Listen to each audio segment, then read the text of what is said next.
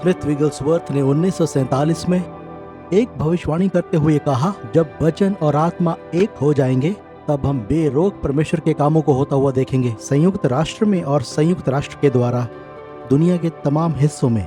मुझे पूरा यकीन है वो भविष्यवाणी गलत नहीं थी।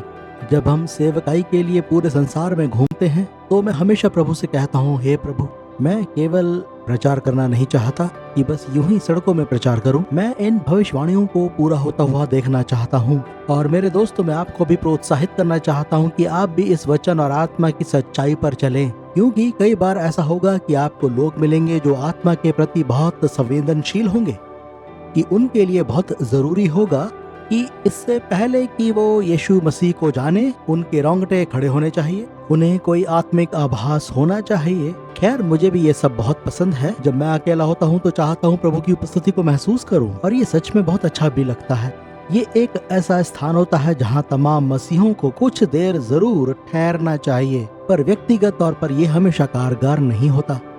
या फिर हम वचन में इतना अधिक डूब गए कि आत्मा के प्रति हमारे अंदर संवेदनशीलता बची ही नहीं, या फिर हम उसके प्रभाव में रहे ही नहीं। पवित्र आत्मा हमें इधर जाने को कहता है, पर हम एक के बाद एक किताबें खोलते जाते हैं। तो ये मेरा मानना है कि हमें इन दोनों का 50-50% नहीं चाहिए, बल्कि आत्मा और वचन का 100% चाहिए। इसलिए मैं वचन और आत्मा दोनों से प्रेम करता हूँ। मुझे ये दोनों चाहिए। मैं आपको भी यही कहना चाहूँगा दोस्त, कि आप प्रभु की उपस्थिति में बने रहें, पवित्र आत्मा में बने रहें, पवित्र आत्मा में दुआ करें, पवित्र आत्मा का आनंद लें, फिर उसके वचन की ओर आए दोस्त, उसे खोलें, उसे पचाएं। सुनिए, फेसबुक पर किसी एक वचन को पढ़ना आपके लिए काफी होगा मेरे दोस्त। आप बाइबल खोलें और उस वचन को पढ़ें, उसे आपके अंदर पैवस्त होने दें। स्मिथ विगल्सवर्थ ने यह भी कहा, मैं अपनी बाइबल को हिब्रू या ग्रीक भाषा में नहीं पढ़ता, मैं उसे पवित्र आत्मा में पढ़ता हूँ।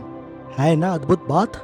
मेरी बात सुनिए दोस्त, 10 सालों तक बाइबल कॉलेज में पढ़ना अच्छी बात है, परंतु मात्र 2 मिनट में परमेश्वर आश्चर्यजनक ढंग से अपने आत्मा के द्वारा आपको 10 साल के बाइबल कॉलेज से भी ज्यादा सिखा सकता है।